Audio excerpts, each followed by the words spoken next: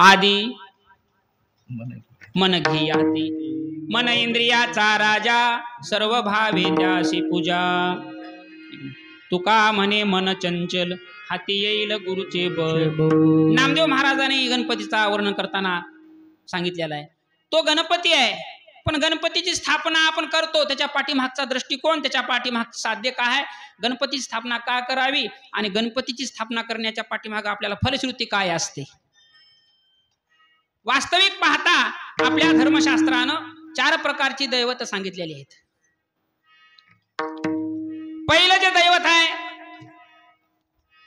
ते अधिष्ठात्र आहे. पहिलं जे दैवताचा प्रकार सांगितला आहे ते अधिष्ठात्र दैवत आहे. अधिष्ठात्र म्हणजे एखाद्या दैवताची एखाद्या पूजेसाठी केल्या जाणारी स्थापना.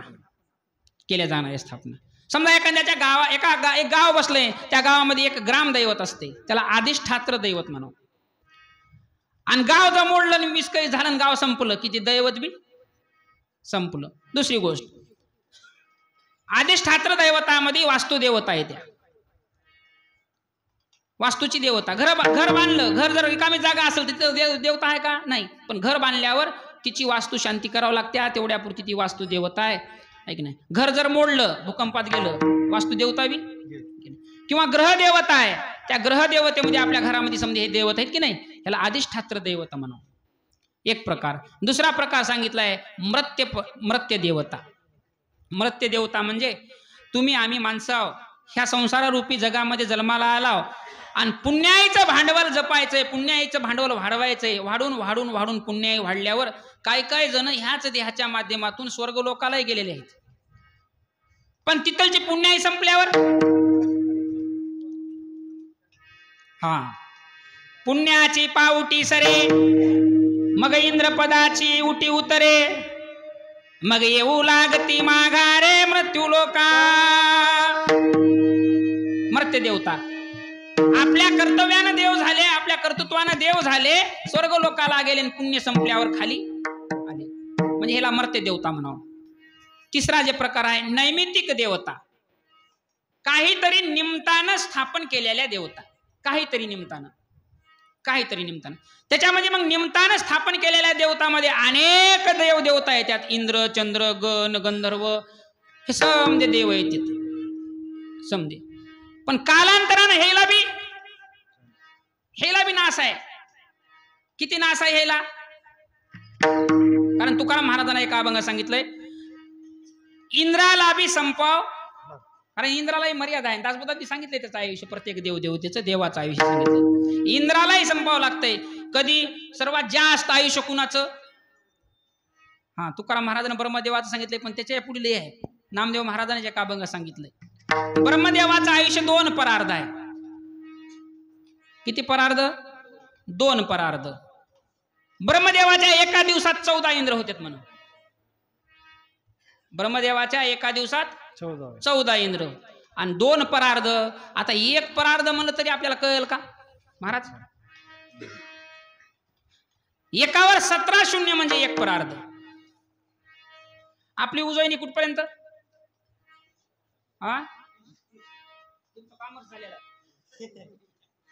एकम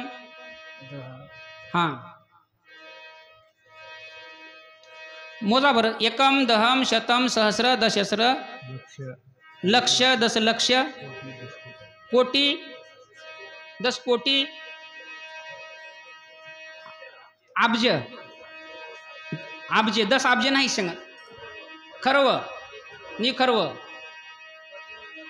महापद्म, शंख, जल्दी, अंत्य, मध्य, परार्ध. किती? एकावर शून्य 17. तसले 2 परार्ध आयुष्य कुणाचं? ब्रह्मदेवाचं. मी तुम्हाला नैमित्तिक देवताबद्दल सांगालो, कारण हे सुद्धा एक दिवस संपणाऱ्या देवता आहेत. मग ब्रह्मदेवाचं 2 परार्ध आयुष्य ही संपणार आहे. आपल्याकडे असा भाग सांगतात.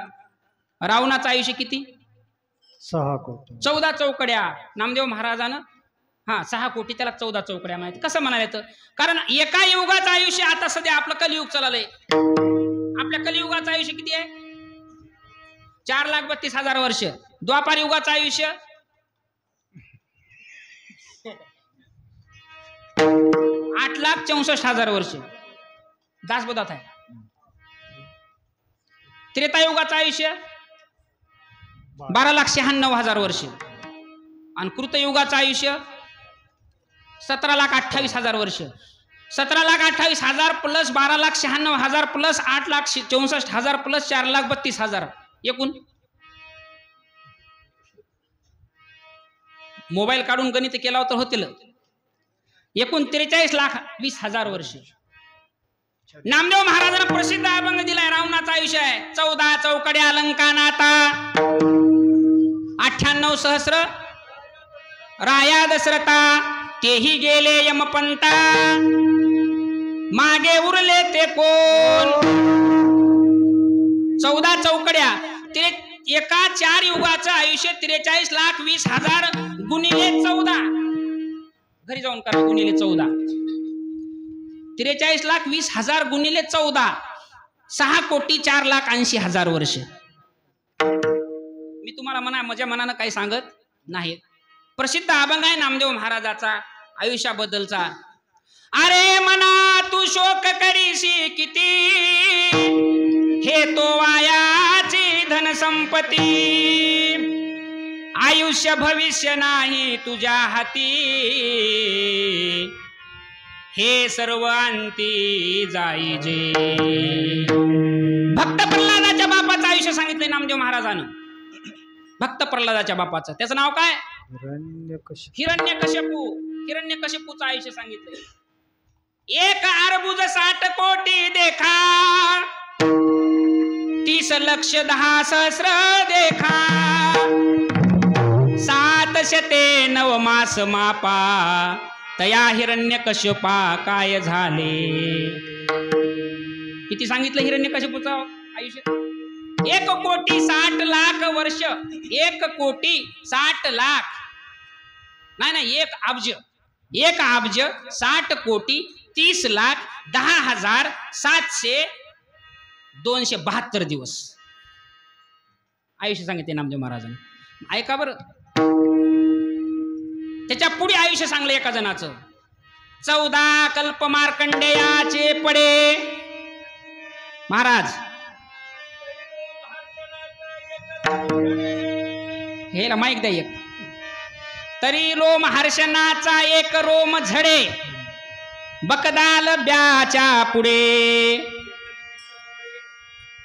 ब्याचे एक निमिषे मोडे गेले एवढे एक वटहंसाचे पिच्छ तुटे बकदाल ब्याच्या पुढे.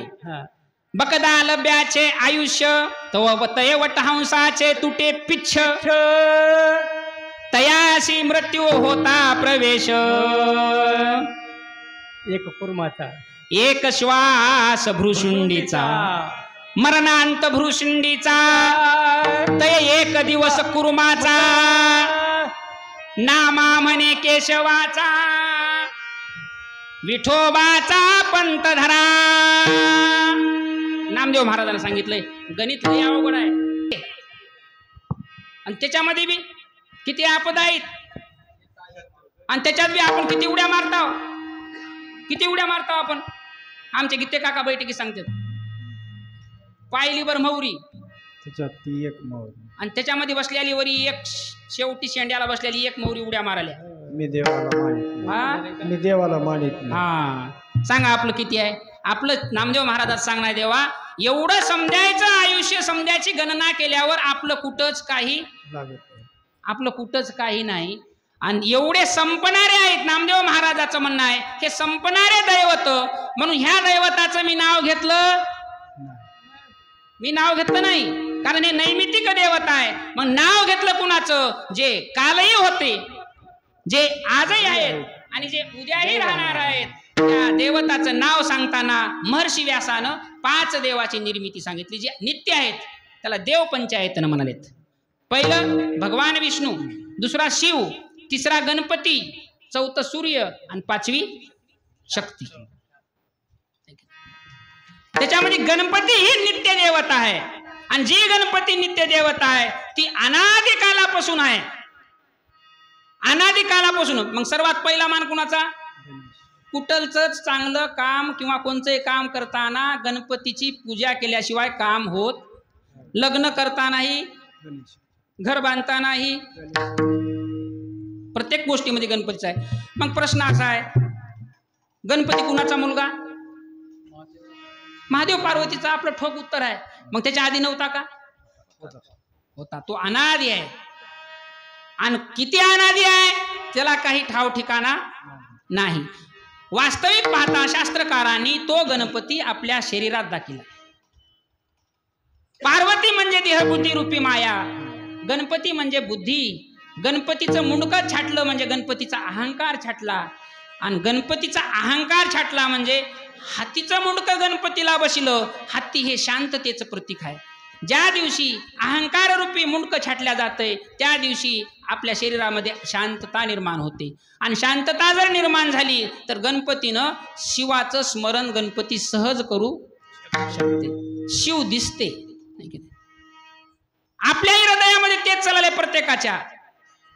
आपण निरखून बघायलाच कोणी तयार नाव की आपल्याकडं मन इतकं संदेहामध्ये पडलंय, आणि त्या मनाकडे शंका कुशंका चंचल आहे मनाचा, आधीच तर गुणच तसला आहे. गणपतीनं आम्हाला तुम्हाला एक दिशा निर्देश केलाय. तुम्हाला सांगतो, मनाची दैवता काय? चंद्र. मनाची दैवता काय? चंद्र.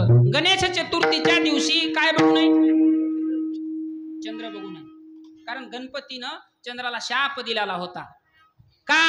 कारण गणपतीचं ते रूप पाहिल्यावर चंद्राला हसू आलतं. स्वतः खूप सुंदर होता, खूप सुंदर होता. गणपतीनं त्याला सांगितलं, भल्या माणसा, मत्सरामध्ये आयुष्य गेलंय माणसाचं, तू कशासाठी माझा मत्सर करलास? तुझं रूप सुंदर आहे म्हणून तू मला हसलास. जाय म्हणले, इथून पुढे तुझ्या सुंदर रूपाकडं कोणीही बघणार नाही, आणि बगल त्याचं कल्याण होणार.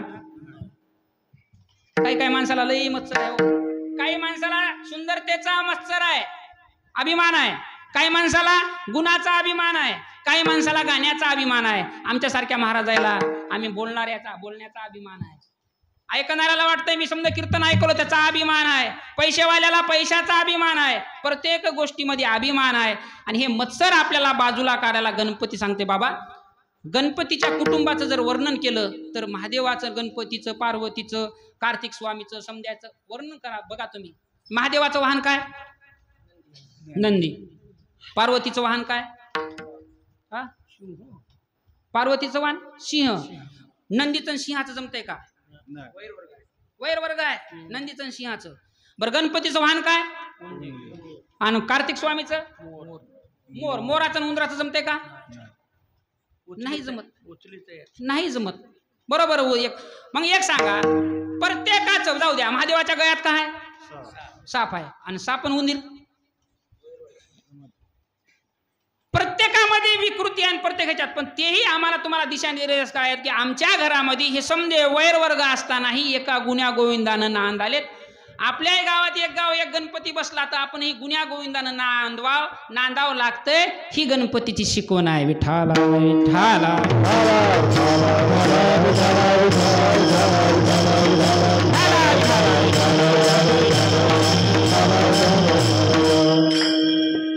मत्सर हे तुमच्या आमच्यापाशी प्रत्येकापाशी बसलाय.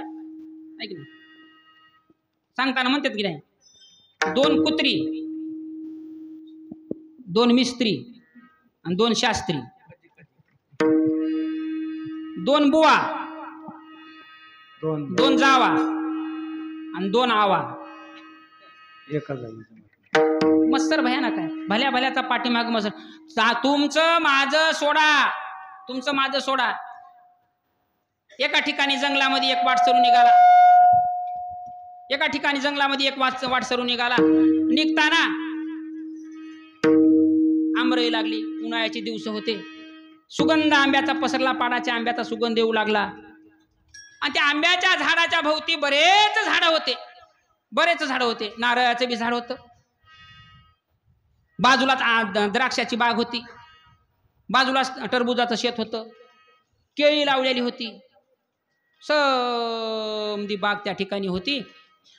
त्या वाटसरूला त्या आंब्याचा सुवास आल्यावर त्याला चांगलं वाटलं, बा आंबा एखादी खायला भेटेल का. आंब्याच्या खाली गेला तर एक पाडाचा आंबा पडलेला त्याला दिसला.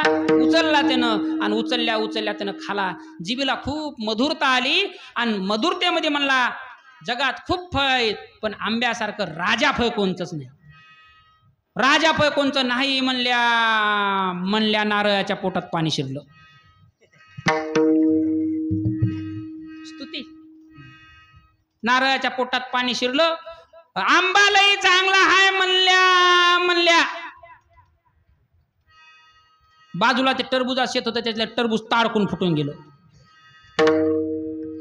आंबा लई चांगला आहे दुसऱ्याची स्तुती खपत नाही. आंबा लई चांगला आहे म्हणल्यावर पलीकडे फणसाचं शेत होतं त्या फणस लागले होते त्या फणसावर काटेच उभा राहिले. आंबा लई चांगला आहे म्हणल्यावर बाजूला केळी होती केळीनं मानच टाकली.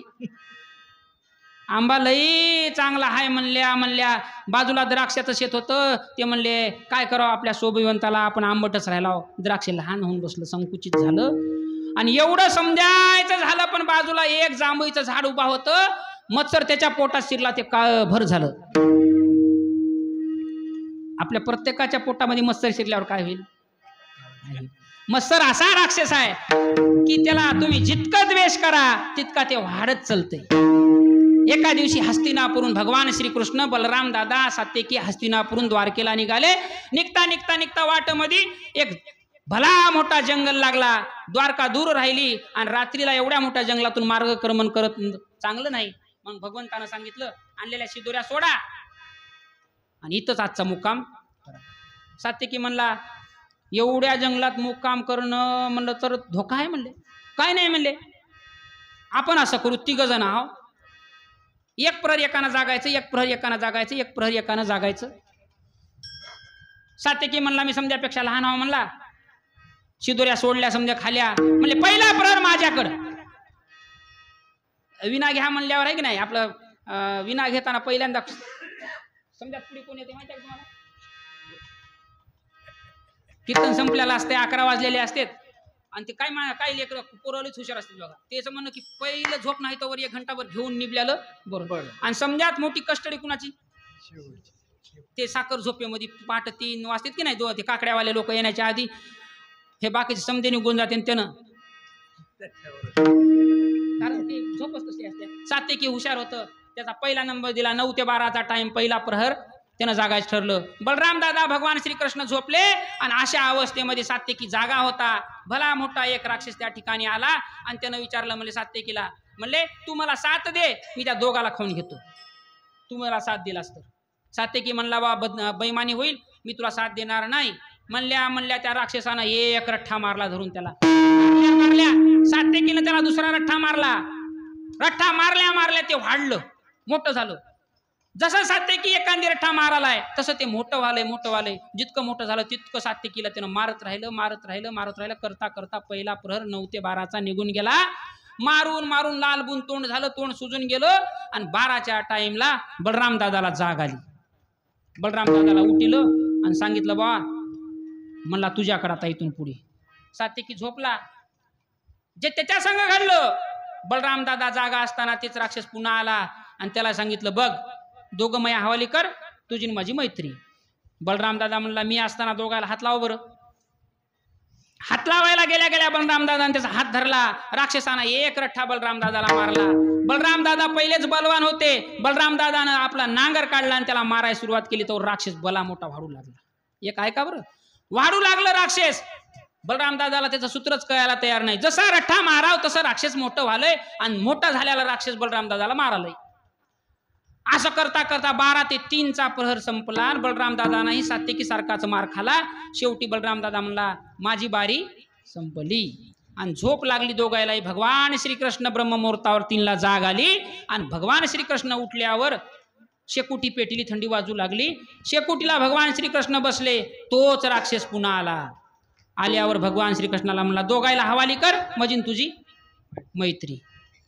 भगवान श्रीकृष्ण म्हणले काय हरकत नाही थंडी वाजाल्या शेकायला बस आपण दोघं शेकूत. त्याला दोघाला मी हवाली करतो. वा वा वा वा म्हणला मला गुंतून ठेवालास का म्हणला तू. त्याला वाटलं पहिले 2 गिरायक वेगळे होते हे थोडं गोडच बोलालंय. तवर भगवान श्रीकृष्णाला त्यानं एक रठ्ठा मारायला गेल्या भगवंताला रठ्ठा हो केला आणि त्याला भगवंतानं सांगितलं बाबा तू मोठा पैलवान आहेस तुझ्या संग मला भांडण करणं होत नाही आणि तुझी माझी लागली का बराबरी उग म्हणले गुणानं शक्की. ते जसं भगवान स्तुती कराले ते लहान व्हाले. पहिल्या दोघांना जसं मारायला गेले तसं मोठं व्हालंय आणि हे भगवंताला माहित होतं भगवान जसे स्तुती करायले ते लहान व्हालंय करता करता करता भगवान स्तुती करत गेले आणि पहाट 3 ते 6च्या प्रहरामध्ये 6 वाजल्यावर ह्या दोघायला जाग आल्यावर दोघायला म्हणले बघूत कृष्णाची काय परिस्थिती, कृष्णाची काय झाली. कारण आपल्याला दोघायला झोडपिलंय, कृष्णाला काय केलंय. उठल्यावर भगवान श्रीकृष्णाचा तेज पुंज चेहरा त्यानं पाहिला, कुठंच मार नाही, काहीच नाही. आणि दोघा जणांना विचारलं, म्हणले कृष्णा कोणी आलं नव्हतं का रात्री? कृष्ण म्हणला हो आलतं की. म्हणले तुझा चेहरा तेजपुंज आहे, आम्ही मार खाऊन खाऊन गेला, तुलाच कसं काय असं झालं? कोण आलतं रात्री? हो आलतं म्हणला, ते राक्षस आलतं म्हणला. म्हणले कुठं आहे? ते इतकं लहान होऊन बसलं होतं की भगवंतानं त्याला एका उपरण्यात बांधून ठेवलं होतं. तेव्हा म्हणले त्या उपरण्यामध्ये आहे, त्याला सोडा. त्या उपरण्यामधलं ते राक्षस बघलं, हे न बघल्याला रात्री भलं मोठं होतं ते एवढंच झालं. त्याला विचारलं बाबा तुमचं न माझं काय वैर होतं? म्हणला सात्यकी म्हणाला की आम्हाला एवढं मारलास. बलराम दादा म्हणला तू आम्हाला एवढं मारलास आणि भगवंतानं तुला एवढंच केलं, तुझं न माझं वर काय? ते म्हणला मी मत्सर नावाचा राक्षस आहे, ज्यानं माझी स्तुती केली तितका मी लहान होणार आहे, ज्यानं माझा द्वेष करत गेला तितका मी मोठा होणार आहे. मत्सर अशी गोष्ट आहे, तुम्ही जितका लोकांचा मत्सर करत चला तितका द्वैत भाव वाढल. गणपतीची देवता तुम्हाला आम्हाला शिकवाल्या बाबा. आमच्या जीवनामध्ये आम्ही मत्सर कधी केला नाही, म्हणून आमचं कुटुंब एका ठिकाणी आहे. आणि तो गणपती देवासाठी नाही, प्रत्येकासाठी 7 पाताळ 14 लोक 21 स्वर्ग सर्वाचा अधिपती तो गणराज आहे. त्याला गजानन म्हणजे हत्तीचं तोंड आहे. असा तो देव तुमच्या माझ्या प्रत्येकाचा साक्षी आहे आणि कृपांकित आहे. नामदेव महाराजांनी पहिल्या चरणात देव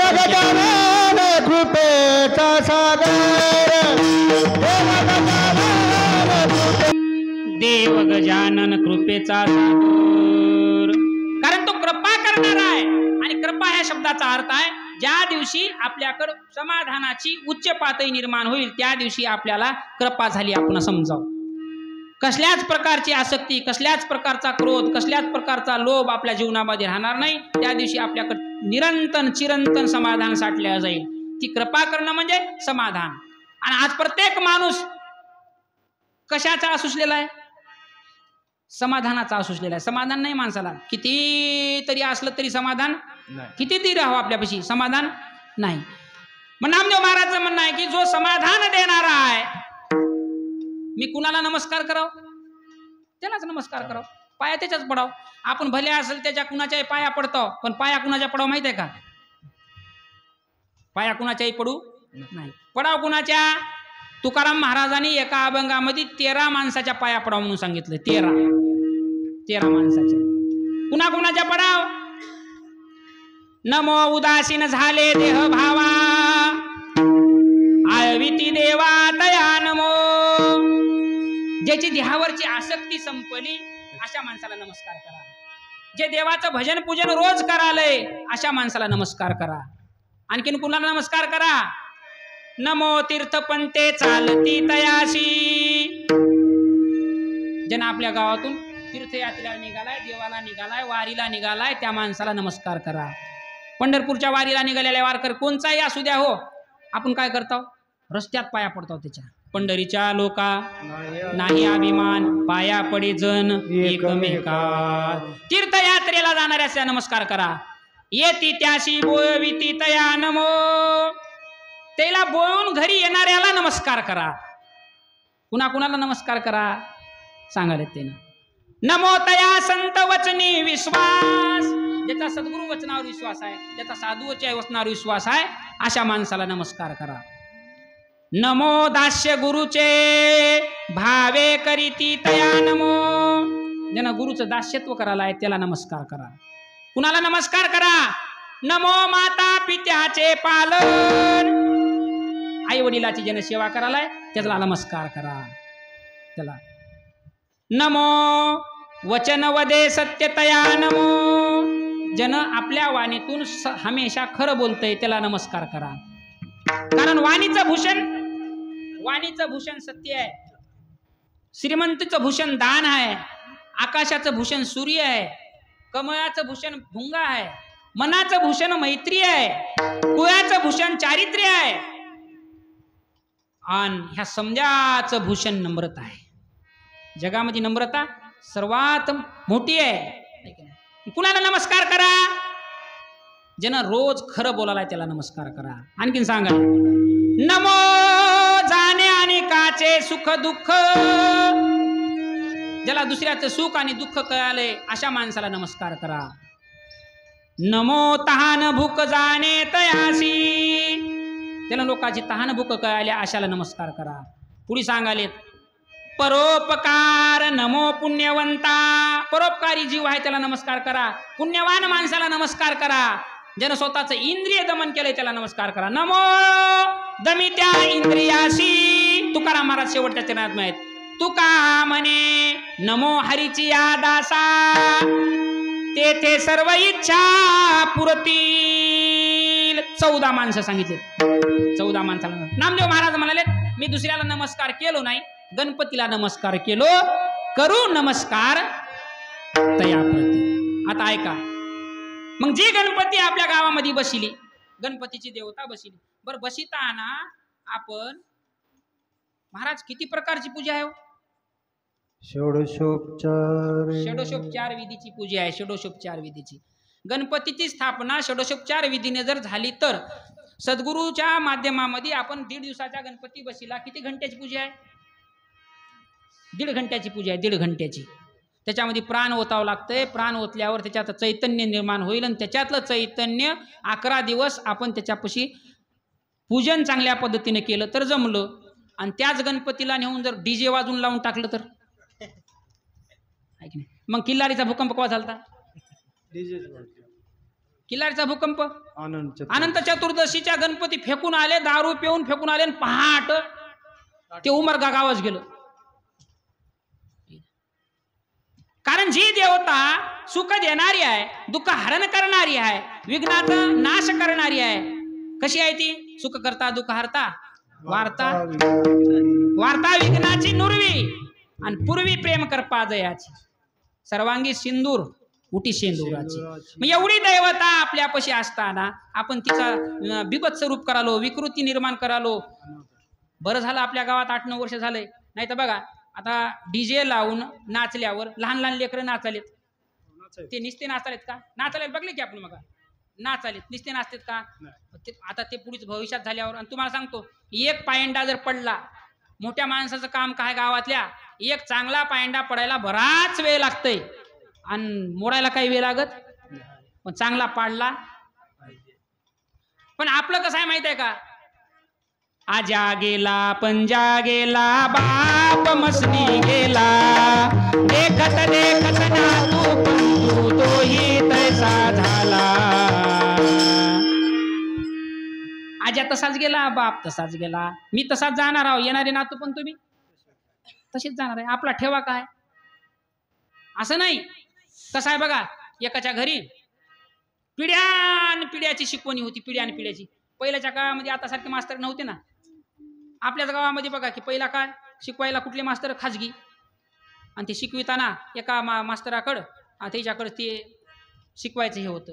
गावातले समदे लेकरं ते शिकवायचे. मग गावातले लोक सुगी आली की आदली पायली चिपट आटवा हे समजे त्याला धान्य द्यायचे आणि त्याच्यावर ते शिकवायचे. पण ते शिकताना इतकी नम्रता, इतका आदर्श घालून द्यायची त्या लेकराला, ते लेकर तसे शिकायचे.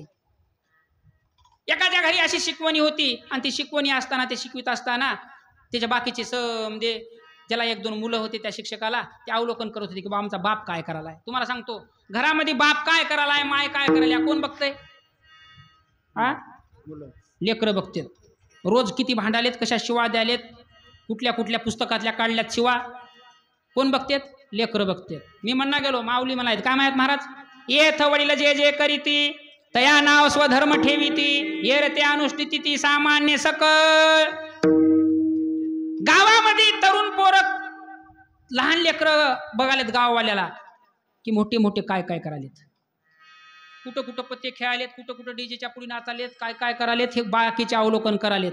म्हणून तुम्हाला सांगतो, आपल्याला एखादी व्यसन जर जडलं तर जडू द्या, आपल्याला लईच खराब बोला वाटाय तर बोला, पण लहान लेकरामध्ये बोलू नका. लहान लेकरामध्ये बोलू नका, कारण ते गुणग्राहिक आहे, ते सहज घेऊन वेचून घेतात असते, ते वेचून घेतात. म्हणून त्या शिक्षकाच्या घराच्या परंपरा पाहिली, लेकरानं मुलानं पाहिली, आणि पाहिल्यावर त्याच्या घरी एक मांजर होतं. मांजर ते रोज शिकिताना आहे की नाही, ते मांजर मध्येच घुटमायचं, मध्येच घुटमायचं. ते शिक्षक कटाळून गेला. ते शिक्षक विद्यार्थ्याला म्हणला, ह्याला बांधून घाला र. एका पोरानं धरलं त्याला, एका खांबाला बांधलं मांजराला, आणि मग आता रोजची शिकवण सुरू झाली. आणि रोज प्रथा तीच पडली की शिकवण सुरू झाली की मांजर खांबाला. वास्तविक पाहता मांजर खांबाला का बांधला हा दृष्टिकोन वेगळा होता. कारण शिकण्यासाठी त्रास द्याले म्हणून बांधलं. ते करता करता 5-25 वर्ष होऊन गेले, पण त्या शिक्षकाचा मुलगा मोठा बघू लागला. कालांतरानं तो शिक्षक वारला, आणि वंश परंपरेनं त्याचे शिकण्याचे गुण कुणाकडे आले, शिकविण्याचे मुलाकडे आले. आता मुलानं क्लास घ्यायचं ठरलं, गावातले लेकरं बोलले चला आजपासून क्लास सुरू आहे. आले, बसले, काय काय राहिलंय बघलं, समद बघलं. आणि योगा योगानं बापाच्या काळात मांजर होतं, पण ह्याच्या काळात मांजरच नाही ना. त्यानं मला समजा गोष्टी झाल्या हो, पण बाप रोज मांजर बांधून ठेवत होता, आज मांजरच नाही की आपल्या इथं. म्हणजे शेजाऱ्याचा आणा, शेजाऱ्याचं मांजर आणलं आणि बांधून ठेवलं खांबाला, आणि शिकवायला सुरू केलं. खरं आहे का होय? खरं आहे का? बाप मांजर का बांधत होता? अडथळा निर्माण करायला म्हणून बांधत होता. पण बापानं मांजर का बांधलं ह्याची शहानिशा केली नाही. बापानं जसं लोटलंय तसं त्याच्यावरच आपण चलिलं. आपणही शहानिशा केली पाहिजे. ज्या लोकमान्यांनी इंग्रजाचं राज्य पाठवायसाठी, त्याच्यावर आक्रमण करण्यासाठी, लोकसंग्रहासाठी जी गणपती देवता स्थापन केली, तिच्यामध्ये बिभत्स रूप आपण आणलंय. ती परंपरा मात्र त्याच्यामध्ये विकृती आपण आणली, आणि ती विकृती दूर करण्याचं काम कुणाचं? आपलंच आहे. लोक काय म्हणतात, आता बिघडलं, आता काय लवकर सुधरत नाही. समज सुधरतय, पण पायरीने पायरी चढवून पाही म्हणजे कळे. आपण तिचं पूजन केलं पाहिजे, पण पूजन करताना त्याचा भाव काय असला पाहिजे. पूजन करताना तुम्हाला सांगतो, षोडशोपचार पूजा विधीमध्ये 3 पया पाणी आधी सोडावं लागतंय. आपल्याला माहित नव्हतं. 3 पया पाणी सोडलं का आधी प्यावं लागतंय. 3 पया पाणी आधी प्यावं लागतंय, आणि संकल्प केल्यावर सोडावं लागतंय. आधी प्यावं लागतं, ह्याचं नाव 3 गुण पिलेत. पण सत्याचा संकल्प अंतकरणात जर जागा झाला तर 3 गुणाचं विसर्जन व्हायला वेळ लागत नाही. ओम श्रीमद भगवतो विष्णुराज्ञया प्रवर्तमानस्य आद्य ब्राह्मणे द्वितीय परार्धे श्री श्वेतवाहर वराह कल्पे वैवस्वत मन्वंतरे भरतयुगे भरतखंडे देशे गोदावर्या दक्षिण तीरे श्री शालिवाहन शके 1946 क्रोधी नाम संवत्सरे भाद्रपद मासे शुक्ल पक्षे चतुर्थी तिथो शनिवासरे. हे एवढं म्हणावं लागते गणपतीच्या ह्याच्यात. आणि ते म्हणल्यावर मग ते ब्राह्मण म्हणतंय, आता मन कशासाठी करालास? आत्मना.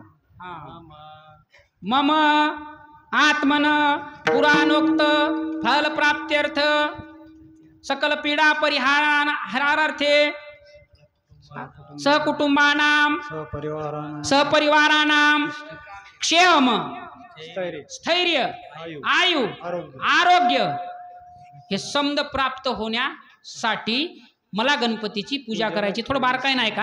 हे समद पूजा करण्यासाठी, मला प्राप्त होण्यासाठी मला गणपतीची स्थापना करायची आहे. त्याच्यातलं तरी एक तरी आपल्याला माहिती आहे का? क्षेम. कशाला म्हणावं क्षेम? आता आपण हरिपाठात म्हणतो बघा, अवघाची संसार आनंदे भरी न जाई न गे माय भेटे न माहेरा सर्व सुकृताचे अहो क्षमा मी देईन पांडुरंगा. एका एका फळातले क्षेम. क्षेम ही गोष्ट म्हणजे चिरकाल टिकणारी, चिरकाल टिकणारी, त्याचं नाव आहे क्षेम. जाऊ द्या, हरिपाठ झाला की समजात नंतर एक अभंग आहे बघा, मागे पुढे उभा आली आगात. हा योगक्षम त्यांचे जाणे जड भारी वाट दावी करी धरून या. योग काय आणि क्षेम काय? योग योग त्याला म्हणाव अप्राप्त वस्तू प्राप्त होणं, त्याचं नाव योग. माणसाचा जन्म मिळाला योग, पण माणसाचा जन्म व्यसनातच गेला. लग्न झालं नाही पण लग्नाची घडी आली, बायको मिळाली योग. पण लवकरच फारकत होऊन गेली. क्षेम नाही ना. भगवान श्रीकृष्णानं गीतेमध्ये सांगितलंय, अनन्यास चिंतयन्तो माम ते जना पर्युपासते तेषां नित्यभियुक्तानां योगक्षमं वहाम्यहम्. तुम्ही माझं अनन्य भावानं चिंतन करा, मी तुमचा योगक्षम चालवितो. आता देव म्हणालाय, नुसता योग म्हणलाय का? क्षेम. कारण बऱ्याच माणसाला गोष्टी प्राप्त होत्यात पण टिकतील ह्याची शाश्वती नाही. आता कांद्याला भाव लई झालाय बघा, कांद्याला भाव आहे लई. नाशिक कडले शेतकरी कांद्याला भाव लई झाला. काय दैव म्हणला, काय दैव म्हणला, कांदेच कांदे घरामध्ये. 4 शेतकरी निघाले, मोठा टरक भरला, टरकात भरून मुंबईला गाडी गेली. मुंबईला कांदे काय बघा, 40 रुपये 45 रुपये जाग्यावर. आणि आम्ही लावले तेव्हा 3 रुपये किलो.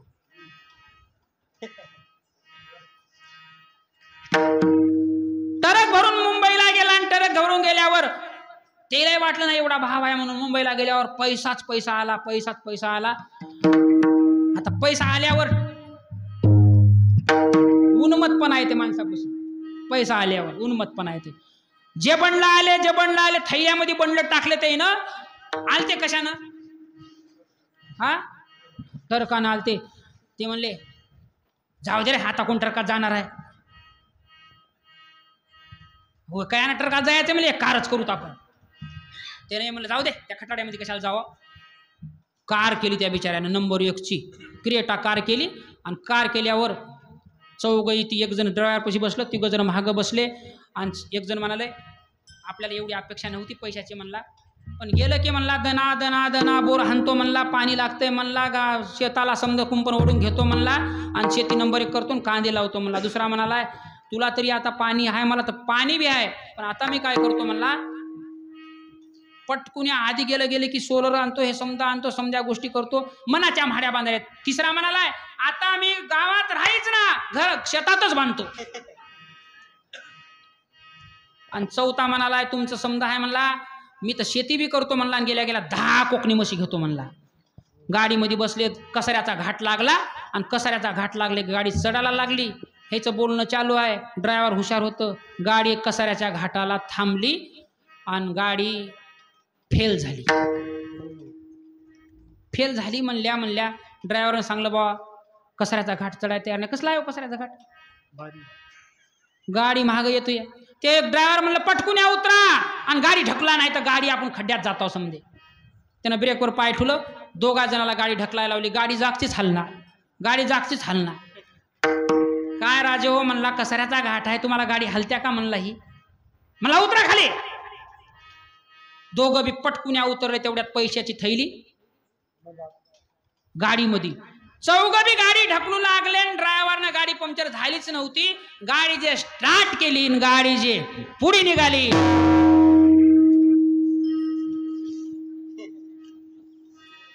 मला तुम्हाला विचारायचं, पैसे भेटले होते की नाही?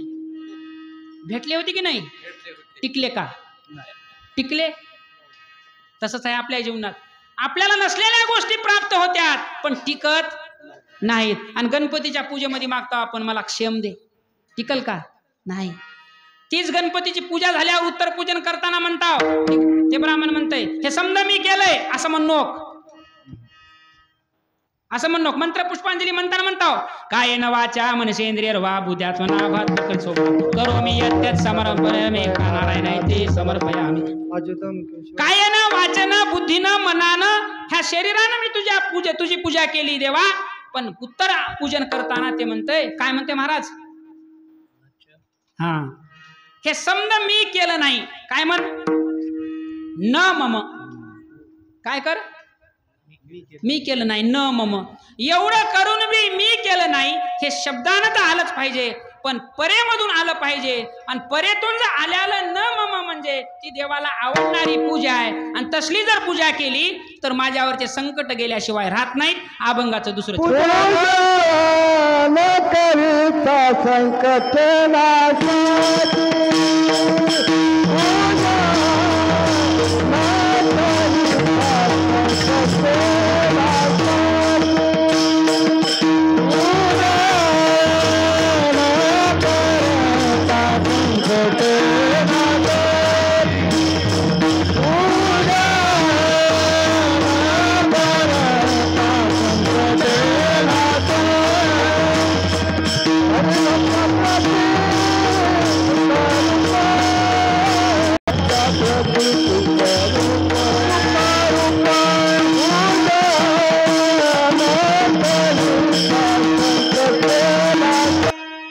तसं जर कर्तेपणाचा भाव न घेता केल्या जाणारीच पूजा देवाला आवडते. पण आपण प्रत्येक गोष्टीमध्ये कर्तेपणा येते, तुमच्या असेल माझ्या येते प्रत्येकाच्या, हे कर्तेपणा आपला अंतकरणातून संपला पाहिजे. मी एक कोणी करता नाही, करता राम म्हणविशी तेने तू पावशी, येश कीर्ती प्रताप करता मी म्हणविशी तेने तू दुःखी कष्टी होशी. मी करता जर म्हणलं तर दुःख आपल्या मागच जात नाही. देव जर करता म्हणलं तर संकट संपून गेल्याशिवाय राहत नाहीत. म्हणून पूजन करिता संकटे नासती आणि करी भक्ताप्रती सुखरूप. ह्या जगामध्ये सुखरूप कोण आहे? देवच आहे.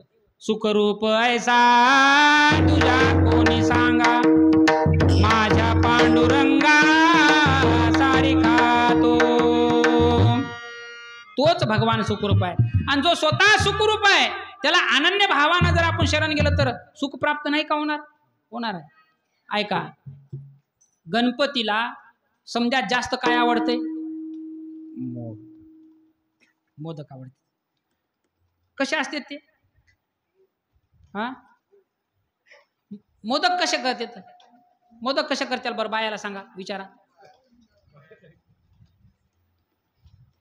मोदक त्याची वरची बाजू निमुळती, खालची बाजू बसकी, मोठी आहे, बसकी आहे, मधात गोड आहे पण वरून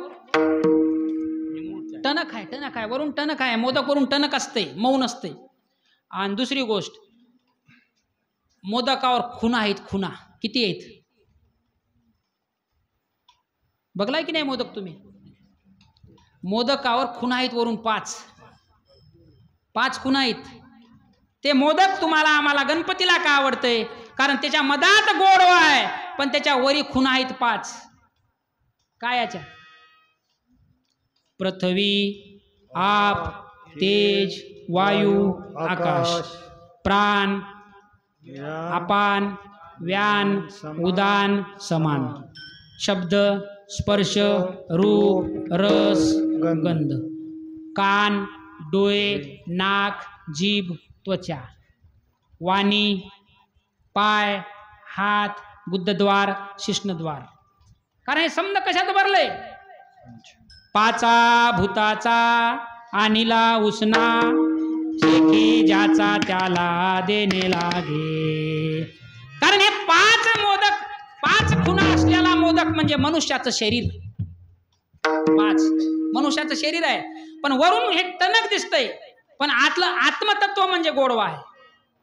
आतलं आत्मतत्व जोपर्यंत आपल्याला कळत नाही तोपर्यंत त्याचा गोडवा, त्याची चव आपल्याला चाकायला कळत नाही. सुटतोय का आपल्याला? जाऊ द्या. नारळ आहे. नारळाचं 2 प्रकार आहेत नारळाचे. एक वाळलेलं नारळ आणि एक वल्लं नारळ. कोणचं नारळ गोड लागतंय? वाळलेलं. आणि कोणचं नारळ लवकर जागा सोडतंय? वाळलेलं. ज्याच्यामध्ये पाणी भरलंय ते लवकर जागा सोडत नाही. ज्याच्याकडे पाणी भरलंय की नाही त्याला हाणावं लागतंय, जागा सोडणार, कवटी घेऊन चिटकून जातंय वर. आणि ज्यानं पाणी सोडलंय की नाही ते टर कुण्या निघून येतंय आणि ते गोडवा आहे त्याच्यामध्ये. आपलं मनुष्य जीवनही तसंच आहे. विषयाचा जोपर्यंत आपल्या जीवनातल्या पाण्याची आसक्ती संपणार नाही तोपर्यंत देहबुद्धी रूपी टौका, ती कवटी आपली कधी संपणार नाही. जोपर्यंत देहबुद्धीचा निश्चय दृढ झाला आणि देहातीत तेही तर सांडित गेला. देहबुद्धीचा जर विचार केला तर अंतकरणामध्ये गोडवा कधी मिळणार नाही. अंतकरणातला गोडवा जर मिळायचा असेल तर वरच्या टौकाला आधी बाजूला सारावं लागल, नाही तर वरून टणक तो लागलं तरी आत गोडवा आहे. मोदकाची आवडी. आणि दुसरी गोष्ट आहे, गणपतीला बसायला कशाचं वाहन आहे? उंदराचं वाहन आहे. उंदीर म्हणजे आपल्या मनातील शंका. कुठेही शंका आहे असा कोणीच माणूस नाही. प्रत्येकाच्या मनामध्ये काय शंका आहे आणि शंकेनं घर केलंय. मी म्हणना गेलो काकड्याच्या अभंगात बसले, म्हणले ओले मृतिकेचे मंदिर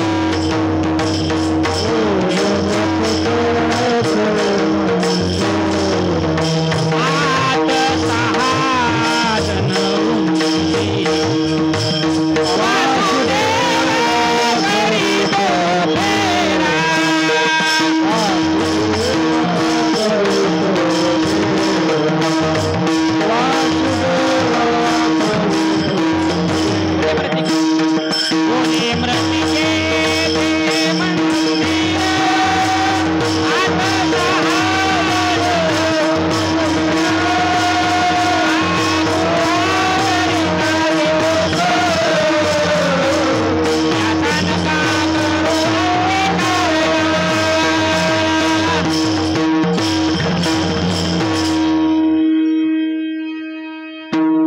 ओले मृतिकेचे मंदिर, आत 6 जण उंदीर, गुंफा करिता ती पोखर, याचा नका करू अंगीकार गा.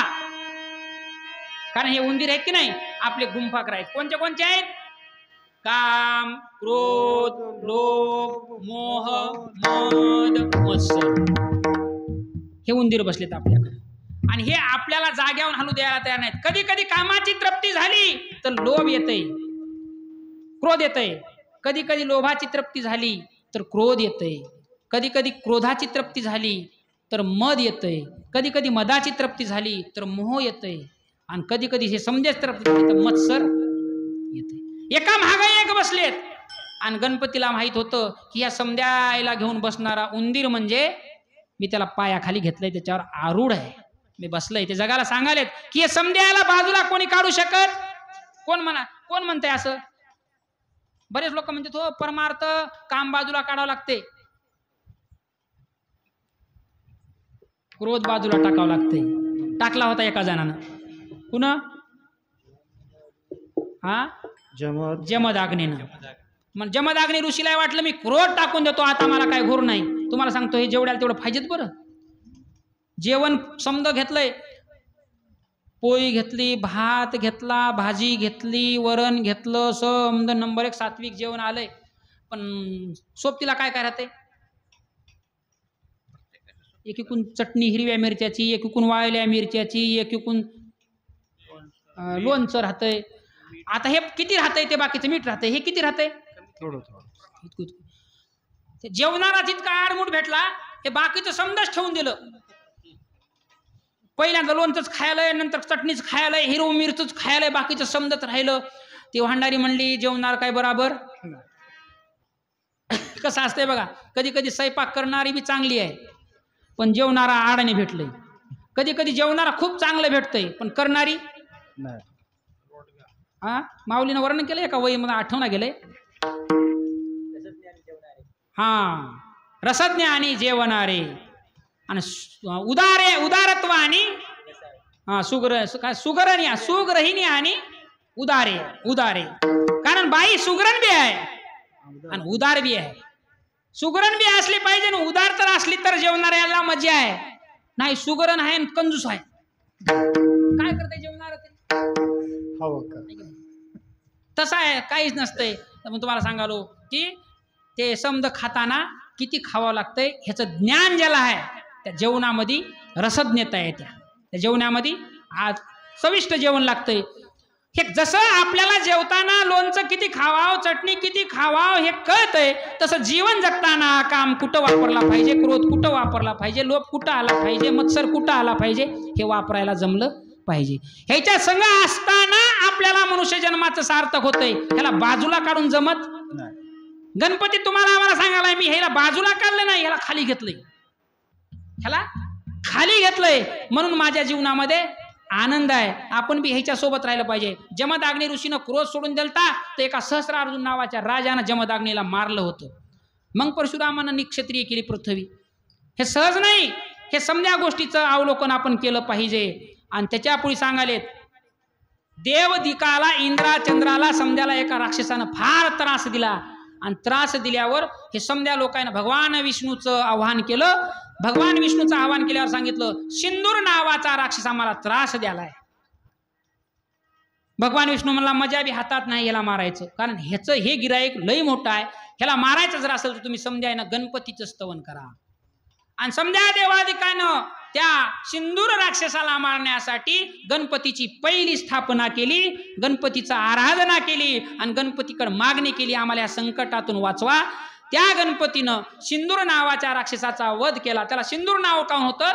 कारण त्याच्या अंगातलं रक्त सेंद्रिय होतं. त्याच्या अंगातलं रक्त सेंद्रिय असल्यामुळं मारता मारता ते रक्त गणपतीच्या अंगावर उडलं.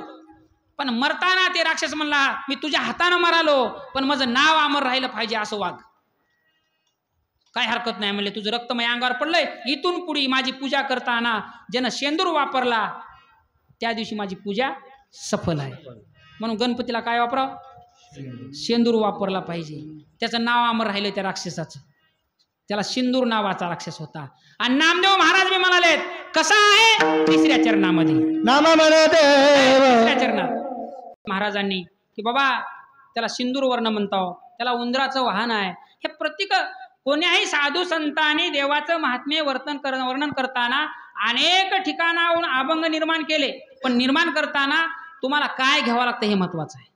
आपल्याला काय घ्यायचं हे महत्वाचं आहे. आपण घेतो तर वेगळं, त्याला काय अर्थ नाही. समजा आता ह्या जगा वारकरी संप्रदायामध्ये गुरुजी महाराज वारकरी संप्रदायामध्ये भारूड ही परंपरा कोणी सुरू केली? समजा आधी माऊलीने केली, मुक्ताबाईनं माऊलीने केली. मुंगी उडाली आकाशी गेले सूर्याशी, थोर नवलाव झाला वाचे पुंत्र सर प्रसवला. किंवा काट्याच्या आणीवर वस्ती 3 गाव, 2 वसाड तर एक वशीची ना. माऊलीचं भारूड आहे. आणि एकनाथ महाराजानं मात्र भारुडाचा सागर उभा केला. भारूड उभा केली, वासुदेव परंपरा उभा केली. दारू गेलेला वासुदेव लोकांना उपदेश करत होता. आणि भारुडावाल्यानं नक्कल करून महाराजाचा परंपरा वारकरी संप्रदायाचा उपदेश लोकांपर्यंत पोहोचला. पण आता तेवढी परंपरा ती राहिली नाही. त्याच्यामध्ये मग नक्कल आली, त्याच्यामध्ये हसणं आलं, खेळणं आलं. अहो काय सांगायचं असते. पिंगळा नावाचं एक भारूड आहे, पिंगळा नावाचं एकनाथ महाराजाचं, बरोबर आहे. ते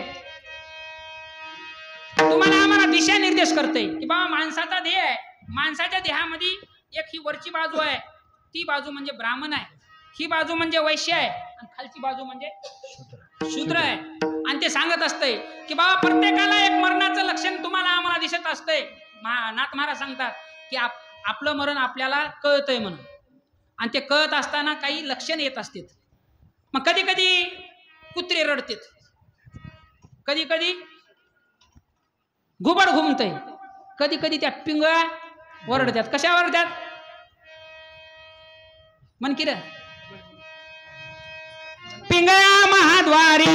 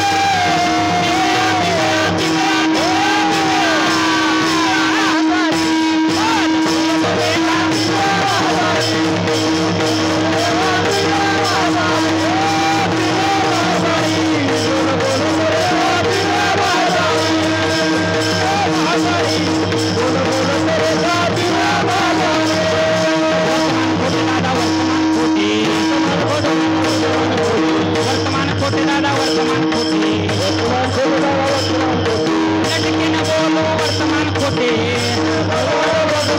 अरे लटके न बोलू वर्तमान खोटे नागबाई पिंगा नागबाई पिंगा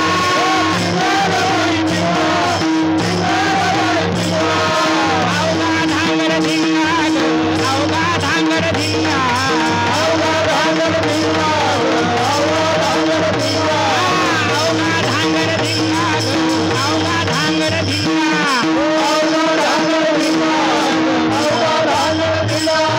अहम वाजा सोहम वाजा प्रेम नगरवारी अहम वाजा सोहम वाजा प्रेम नगरवारी सावध होणी भजनी लागा देव करावेवारी सावध होणी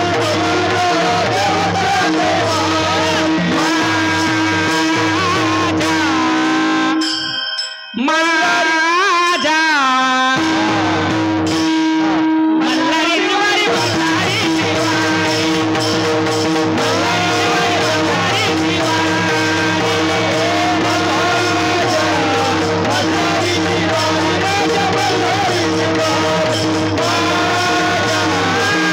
शिवारी मल्हारी शिवारी मल्हारी शिवारी मल्हारी शिवारी राजा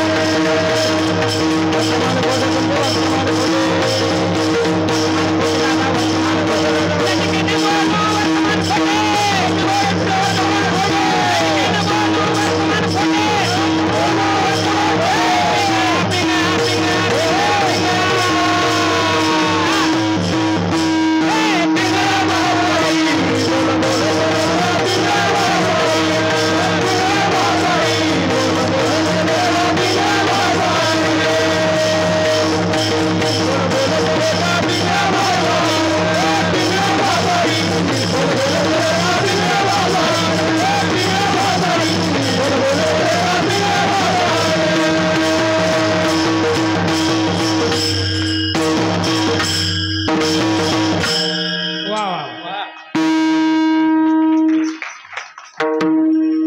डीजेची काय गरज आहे का डीजेची आमचं उद्या विसर्जन आहे आम्ही हेच लावणार आहोत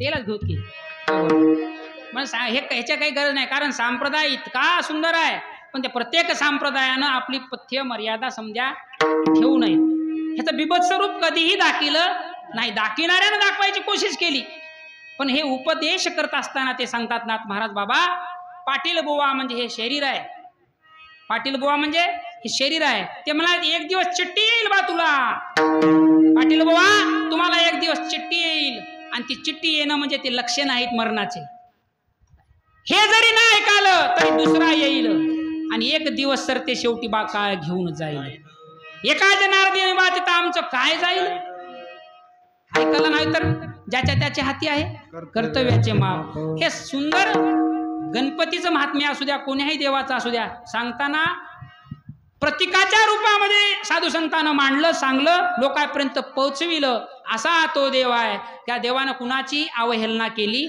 नाही दुश्मन असला तरी त्याला शरणागती दिली दोस्त असला तरी मैत्री केली आणि भक्त असला तरी त्याला आपली जागा दिली असा तो भगवान कसा आहे अभंगाच्या शेवटच्या चरणात